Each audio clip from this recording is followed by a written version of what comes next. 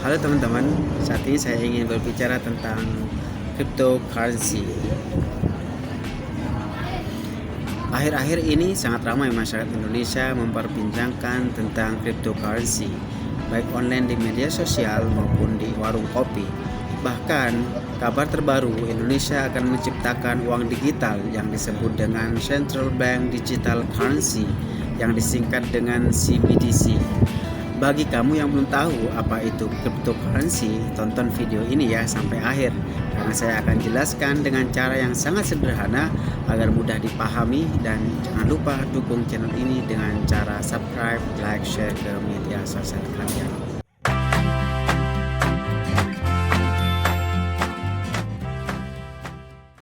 Cryptocurrency adalah mata uang digital atau aset kripto. Sebelum kita bahas lebih jauh tentang cryptocurrency, sebaiknya kita pahami dulu apa itu uang. Pertama, kita definisikan apa itu uang. Uang adalah alat transaksi jual beli barang, jasa, dan alat untuk membayar hutang. Oke, kita sudah paham apa itu uang. Menurut jenisnya, uang ada 3, yaitu fiat money, government money, dan cryptocurrency. Fiat money, uang ini diciptakan oleh Tuhan yang tersedia di alam kita, seperti emas dan perak. Dulu orang bertransaksi menggunakan emas atau perak sebagai pengganti sistem barter.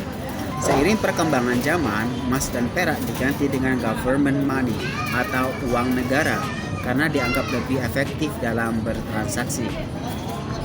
Government money diciptakan oleh negara dan nilainya pun ditentukan oleh negara. Karena sifatnya sentralisasi, maka segala peraturan yang berkaitan dengan uang ini harus mendapatkan persetujuan dari negara. Dalam hal ini biasanya diwakili oleh central bank. Seperti uang kertas yang kita pakai saat ini yaitu rupiah, Amerika menggunakan dolar, Malaysia menggunakan ringgit, dan lain-lain. Lalu saat ini muncul uang baru, bukan berupa kertas maupun emas dan perak, tetapi berupa virtual atau digital yang kita sebut dengan cryptocurrency. Ada banyak uang digital yang beredar saat ini, bahkan ribuan jumlahnya.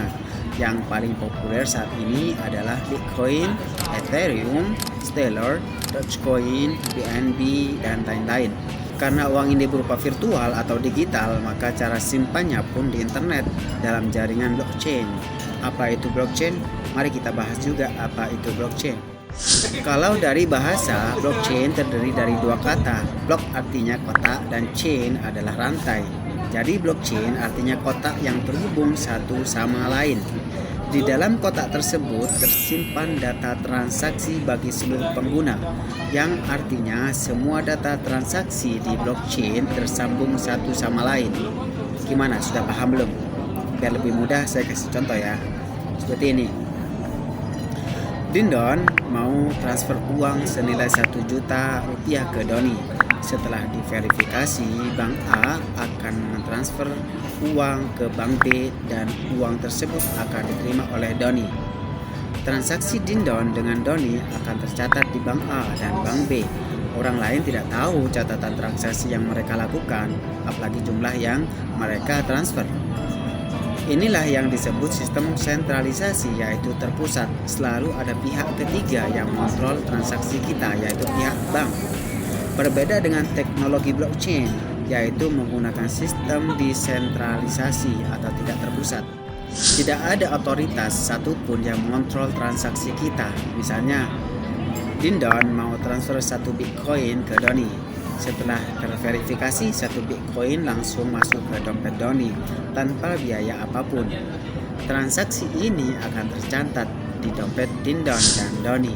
Pengguna blockchain yang lain juga tahu jumlah Bitcoin yang Dindon transfer dan otomatis akan tercatat di sistem mereka, dan sifatnya permanen, tidak bisa dirubah lagi. Ini adalah salah satu alasan kenapa teknologi blockchain sulit diretas atau dipalsukan. Karena ketika mereka mencoba meretas atau memalsukan satu data transaksi saja, maka mau tidak mau mereka harus merubah data yang tersimpan di seluruh pengguna blockchain yang lain, yang jumlahnya sangat banyak, bahkan ribuan. Diakui atau tidak, perkembangan teknologi banyak merubah cara hidup kita, termasuk cara kita bertransaksi. Dulu ketika kita ingin membeli sesuatu harus menggunakan uang cash. Seiring perkembangan zaman, kita tidak perlu lagi membawa uang cash. Hanya dengan kartu ATM sudah bisa membayar apa yang kita beli dengan cara gesek misalnya.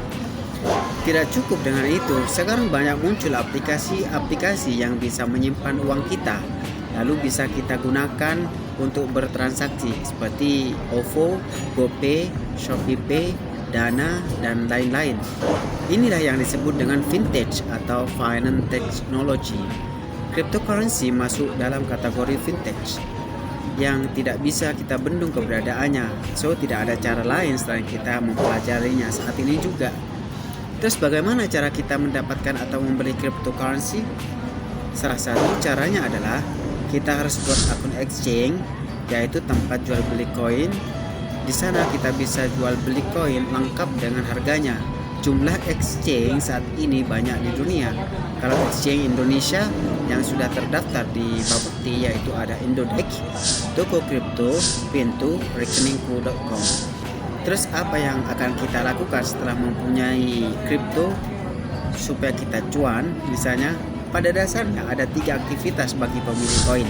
Pertama trading, yang kedua staking, yang terakhir adalah investasi.